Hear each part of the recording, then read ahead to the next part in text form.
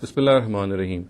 An important issue regarding Islamic economic directives is the fact that Islam has given a number of precautionary measures which one must adopt when one is taking some economic activity. And amongst those precautionary measures, one very important one is then if two people, there is some issue of loan going on between them, there is a borrower and there is a lender, then the Quran emphasizes that it is essential that this borrowing must be documented. The person who has taken the loan, he must document this loan, and of course the lender must also corroborate the fact that he has given this loan. And then certain witnesses who are known and they are of course of good character, they must be called in and they must testify over this document of loan. And we often forget this precautionary measure which is suggested by the Quran and often end up in a lot of problems. So the Quran says that one must adopt this method at all costs.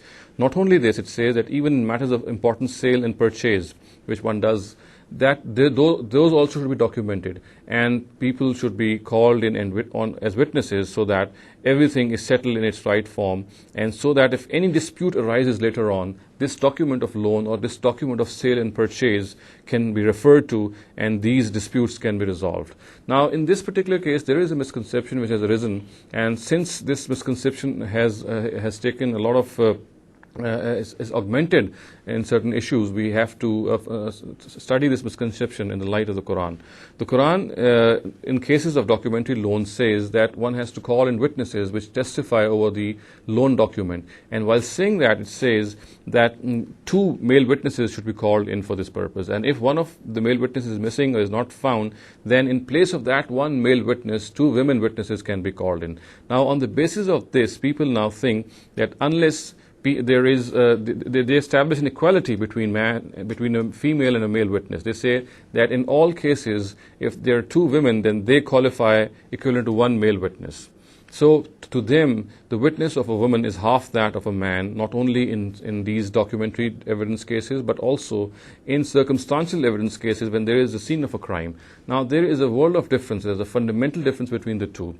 In the case of the documentary evidence, even in this case, the style of the Quran is not that it is giving a statute of law. It's not that it's directing something which relates to the law. It is suggesting something, keeping in view the general atmosphere which prevails in societies in which women are not very used to the court atmosphere, in which they can get confused, and which, if the witness, the nature of evidence has to be safeguarded, so that if the other lady gets confused, the former one reminds her. So therefore, this primary thing is meant to testify, meant to safeguard the whole issue of evidence.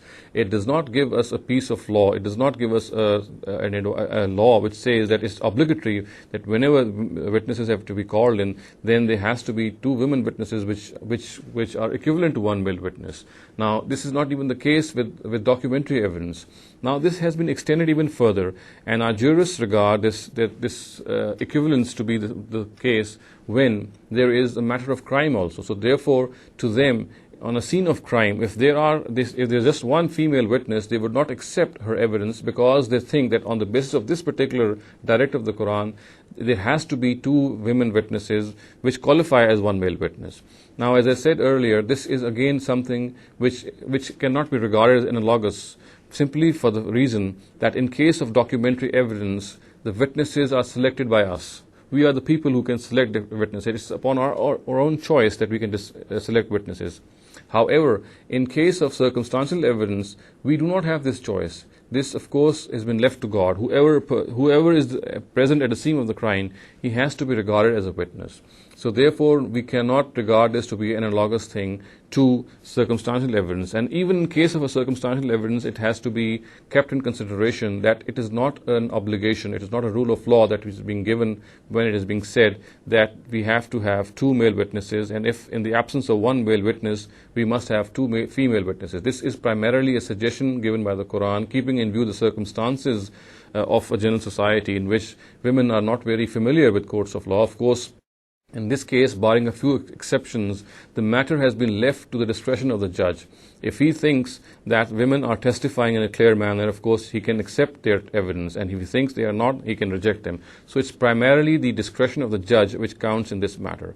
So if we sum up the whole issue, we can say that it is most important to write down loans whenever they are taken. Of course, everyday transactions, they are not required to be written down. However, if one acquires a loan for a definite period of time, then it is essential that one must write down that loan document. And of course, if sale and purchase of some importance has been made, then this procedure should also be adopted in that case also.